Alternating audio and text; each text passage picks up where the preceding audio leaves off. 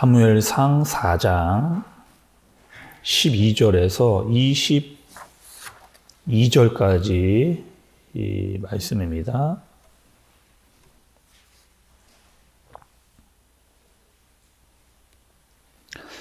당일에 어떤 베냐민 사람이 진영에서 달려나와 자기의 옷을 찢고 자기의 머리에 티끌을 덮어쓰고 실로에 이르니라. 그가 이를 때는 엘리가 길 옆 자기의 의자에 앉아 기다리며 그의 마음이 하나님의 궤로 말미암아 떨릴 즈음이라. 그 사람이 성읍에 들어오며 알림에 온 성읍이 부르짖는지라. 엘리가 그 부르짖는 소리를 듣고 이르되 이 떠드는 소리가 어찌 됨이냐. 그 사람이 빨리 가서 엘리에게 말하니 그때에 엘리의 나이가 98세라. 그의 눈이 어두워서 보지 못하더라. 그 사람이 엘리에게 말하되 나는 진중에서 나온 자라. 내가 오늘 진중에서 도망하여 왔나이다. 엘리가 이르되 내 아들아 이 일이 어떻게 되었느냐. 소식을 전하는 자가 대답하여 이르되 이스라엘이 블레셋 사람들 앞에서 도망하였고 백성 중에는 큰 살육이 있었고 당신의 두 아들 홈니와 비느하스도 죽임을 당하였고 하나님의 궤는 빼앗겼나이다.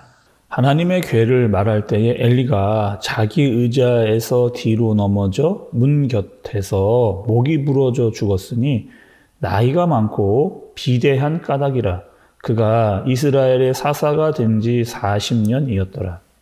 그의 며느리인 비느하스의 아내가 임신하여 해산 때가 가까웠더니 하나님의 궤를 빼앗긴 것과 그의 시아버지와 남편이 죽은 소식을 듣고 갑자기 아파서 몸을 굽으려 해산하고 죽어갈 때에 곁에 서 있던 여인들이 그에게 이르되 두려워하지 말라. 내가 아들을 낳았다 하되 그가 대답하지도 아니하며 관념하지도 아니하고 이르기를 영광이 이스라엘에서 떠났다 하고 아이 이름을 이가봇이라 하였으니 하나님의 궤가 빼앗겼고 그의 시아버지와 남편이 죽었기 때문이며. 함께 보겠습니다.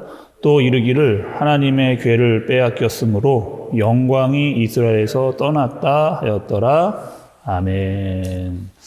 네, 오늘 말씀은요. 어제 말씀에 이어서 이 이스라엘이 블레셋과 전쟁을 하던 중에 있었던 내용이라고 할 수가 있겠습니다. 먼저 여러분 그 당시 또 고대 근동에 있어서 그 전쟁의 상황을 좀 우리가 이해를 좀 하셔야 되는데요. 고대 근동에서의 전쟁의 상황은 이런 상황입니다. 어떤 그 전쟁에 나온 군사들이요, 어떤 정규적인 제대로 된 어떤 훈련을 받고 전쟁을 치루었던 그런 전쟁이 아니었습니다. 특별히 이스라엘 백성들에게 이 전쟁이라고 하는 것은 그 대부분의 군사들이 그냥 민간인이었습니다. 그러니까 평소에는 뭐 이렇게 농사 짓고 밭을 갈고 또 이렇게 가축들을 키우고 있다가 전쟁이 일어나면 그 민간인이었던 사람들이 이제 전쟁에 투입이 되는 그런 전쟁을 하게 되는 거죠. 대부분 그 농사를 지었기 때문에 전쟁을 해 나올 때도 준비된 어떤 특별한 어떤 그 칼과 창과 같은 도구들이 없었습니다. 대부분 자신들이 사용하고 있었던 농기계들을 가지고 나와서 전쟁에 임하게 되는 것을 볼 수가 있습니다. 그리고 오늘 본문 바로 앞서서 보게 되면 이스라엘이 블레셋과 전쟁을 했는데 그 전쟁에서 대패를 하게 되는, 그래서 전쟁에서 4,000명의 사람들이 죽어나가는 그런 일이 있게 된 겁니다. 그러니까 여러분 이스라엘의 전쟁을 보면 하나님께서 함께 하실 때는 계속 이 전쟁에서 이겼던 것을 볼 수가 있어요. 그렇기 때문에 이스라엘 백성들이 자기 스스로 이렇게 생각을 한 겁니다. 지금 하나님께서 우리와 함께 하시고 있는데 어떻게 우리가 전쟁에서 패할 수가 있느냐. 하나님께서 우리를 도와주시고 있는데 우리가 어떻게 질 수가 있느냐. 이런 생각을 이제 이스라엘 백성들이 이렇게 했던 거죠. 그리고 또 이상한 생각을 이들이 이렇게 하게 됩니다. 매번 그 이스라엘 백성들이 전쟁에 나갈 때마다 하나님의 법궤, 그 언약궤를 가지고 나갔지 않았느냐. 근데 이번엔 우리가 그것을 가지고 나가지 않았다. 그러니 우리가 이제 법궤를 가지고 다시 전쟁에 나가자. 이렇게 그들이 생각을 했던 거죠. 그럼 물론 이 이스라엘 백성들에게 있어서 이 언약궤라고 하는 것은 굉장히 특별한 의미를 가지고 있습니다. 어떤 거예요, 여러분이? 우리 출애굽기에서도 말씀을 살폈는데 이 법궤 언약궤라고 하는 것은 어떤 것이었느냐? 하나님의 임재를 상징하는 것. 그러니까 하나님이 그들과 함께 있다라고 하는 것을 보여주시는 것이 언약궤요, 법궤였다라고 하는 거죠. 그리고 이 법궤를 가지고 나갈 때마다 이스라엘이 전쟁했던 것도 사실입니다.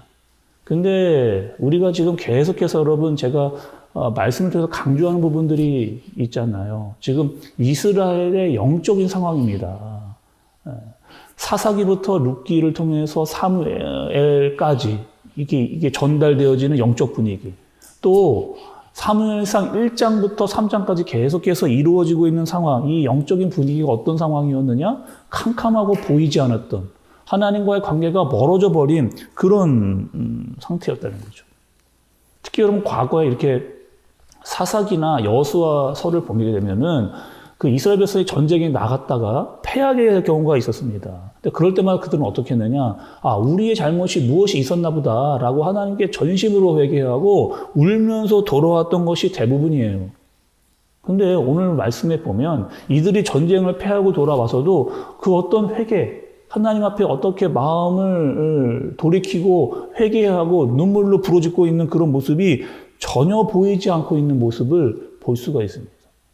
그러니까 하나님께 회개하거나 와서 돌아와서 하나님께 마음을 돌이키는 것은 보이지 않고 자꾸 다른 대안들, 다른 방법들을 계속해서 찾고 있는 것을 볼 수가 있는 거예요. 그리고 법궤만 가지고 오면 마음대로 하나님도 우리가 조종할 수 있다. 법궤를 가져다 놓으면 하나님께서 분명히 우리에게 따라오실 것이다. 라고 하는 생각을 그들이 은연중에 계속 하고 있었던 거죠. 마음껏대로 어떤 마음이 든 거예요? 지금 하나님께 돌아와 회개하고 마음을 주님께 드리기는커녕 어떻게 한 겁니까? 자기들이 하나님을 마음대로 조종할 수 있다라고 하는 교만한 마음을 그들이 가지게 된 거죠. 여러분, 이스라엘 백성들이요. 전쟁에 나갈 때마다 법궤와 언약궤를 가지고 나가서 승리했던 이유가 있습니다. 그거는 그들이 법궤와 언약궤를 가지고 나가서 승리했던 것이 아니라 어떤 건가요, 여러분? 그 법궤와 언약궤를 주신 이유가 있잖아요. 내가 너희와 함께하고 있다라고 하는 사실이 인정되어질 때 전쟁에서 승리를 했던 겁니다. 그리고 오늘 여러분 말씀에 보면 이 이스라엘과 블레셋의 전쟁에서 이스라엘이 대패를 하고 그 결과가 오늘 말씀에 두 가지로 나와 있는 것을 볼 수가 있어요. 첫 번째로는요, 그 당시에 실로에 있었던 제사장이었던 엘리의 모습입니다. 여러분, 말씀을 좀 보시면 17절과 18절의 말씀을 좀 보겠습니다. 소식을 전하는 자가 대답하여 이르되 이스라엘이 블레셋 사람들 앞에서 도망하였고 백성 중에는 큰 사륙이 있었고 당신의 두 아들 홈니와 비느하스도 죽임을 당하였고 하나님의 꾀는 빼앗겼나이다. 하나님의 꾀를 말할 때에 엘리가 자기 의자에서 뒤로 넘어져 문 곁에서 목이 부러져 죽었으니 나이가 많고 비대한 까닭이라. 그가 이스라엘의 사사가 된 지 40년이었더라. 이렇게 이야기합니다. 전쟁에서 패했고 그 전쟁에서 두 아들이 죽었습니다. 그리고 엘리는 어떻게 죽었느냐? 그 이야기를 듣고도 회개하지 않고 있다가 결국에 의자가 뒤로 넘어져서 거기다가 몸도 비대했기 때문에 목이 부러져 죽은 이 사건. 이 사건은요, 이미 하나님께서 사무엘에게 말씀하신 대로 그 집안에 심판이 임하게 되어지는, 하나님을 경건하게 찾고 의지해야 될 이 제사장이 하나님을 멀리 떠나 있었던 모습의 결과가 어떠한지를 하나님께서 보여주시는 심판의 결과입니다. 또 여러분 그 19절에서 22절까지 보면 그 아들들이 죽잖아요. 그리고 그 비느하스의 아내가 있었습니다. 그러니까 엘리의 며느리였던 그 비느하스의 아내가 그 아내도 죽임을 당하는데 죽으면서 어떠한 일이 있느냐? 아이를 낳았습니다. 근데 그 아이의 이름이 이가봇이에요. 그리고 여러분 그 이가봇이라고 하는 그 말씀 앞에 보면 작은 숫자가 하나 적혀 있는 것을 볼 수가 있어요. 그 밑에를 보니까 영광이 없다라고 하는 뜻을 가진 아이의 이름이에요. 말씀을 한번 다시 한번 보겠습니다. 21절에서 22절의 말씀이에요. 이르기를 영광이 이스라엘에서 떠났다 하고 아이의 이름을 이가봇이라 하였으니 하나님의 괴가 빼앗겼고 그의 시아버지와 남편이 죽었기 때문이며 또 이르기를 하나님의 괴를 빼앗겼으므로 영광이 이스라엘에서 떠났다 하였더라. 그러니까 이 지금 그 엘리의 선주죠. 손자가 태어났는데 그 이름을 이가봇. 이가봇의 뜻이 뭐라고요? 영광이 사라져버린. 그러니까 하나님께서는요, 이스라엘 백성들을 통해서 영광을 드러냈습니다. 내가 누군지 어떠한 하나님인지를 철저하게 이스라엘 백성들을 통해서 드러내셨는데, 이제 그 영광이 떠나갔다는 겁니다. 하나님께서 더 이상 이스라엘을 통해서 자기를 계시하지 않았던, 자신을 드러내지 않으시겠다라고 하는 모습이 드러나고 있는 겁니다. 오늘 여러분 말씀을 통해서 우리가 좀 깨달아야 될, 또 알아야 될 말씀이 여러분 뭔가요? 우리도 영적인 무지를 빠지면, 영적인 나태함에 빠지면 이런 이스라엘이 지었던 잘못들을 우리가 저지를 수 있다는 겁니다. 어떤 잘못이요? 하나님을 도구같이 여기는 겁니다. 그냥 하나님을 내 마음대로 이용할 수 있다라고 생각을 한 거예요. 내가 가지고 있는 어떠한 비법을 통해서 하나님을 내가 조종할 수 있다라고 하는 영적인 무지와 잘못에 우리도 빠질 수 있다 이야기를 한 겁니다. 다시 한번 말씀을 드리면 여러분 그 법계와 언약계가 그들에게 굉장히 상징적이고 굉장히 중요한 것이 맞았습니다. 그러나 그것은 하나님이 함께 하실 때만, 하나님이 그들과 동행하실 때만 그 법계와 언약계의 능력이 나타났고 전쟁에서 승리할 수가 있었던 거예요. 그러나 하나님이 없으면, 하나님과의 관계가 멀어지면 그것은 그냥 빈 껍데기에 지나지 않는 겁니다. 하나님은요, 여러분, 어떠한 공식이나 내가 생각하는 원칙에 매여 있는 분이 아니라는 거예요. 또 그분을 내가 어떻게라도 조종할 수 있는 그런 분이 아니라고 하는 사실을 분명하게 알려주십니다. 하나님은요, 기계적인 하나님이 아니에요.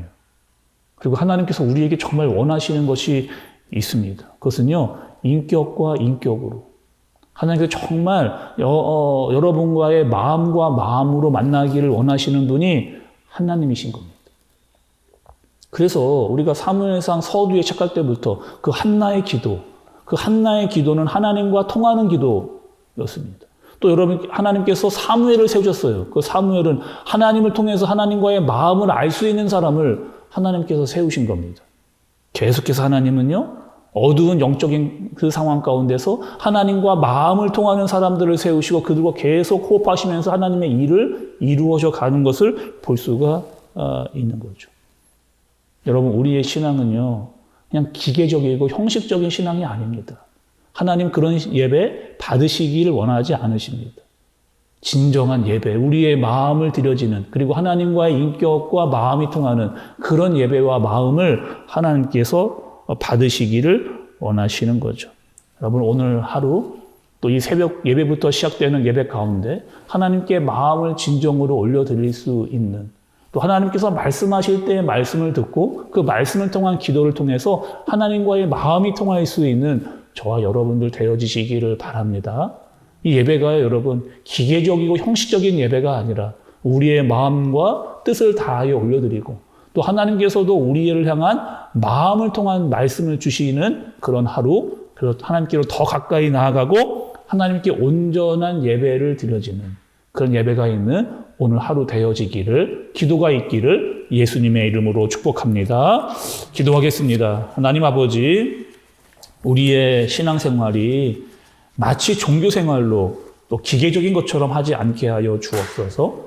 또 하나님과의 인격적인 만남이 매일, 매주 있게 해주시고 하나님의 마음과 하나님의 뜻이 무엇인지를 알고 그 마음을 올려드리는 우리 모두가 되게 하여 주옵소서. 오늘 주일입니다. 이 시간부터 하루 종일 또 하나님을 깊이 더 묵상하고 하나님의 말씀이 나에게 임하게 해주시고 나의 마음을 온전히 올려드리며 하나님의 마음을 알 수 있는 오늘 하루 되어지도록 주님께서 인도하여 주옵소서. 예수님의 이름으로 기도드리옵나이다. 아멘.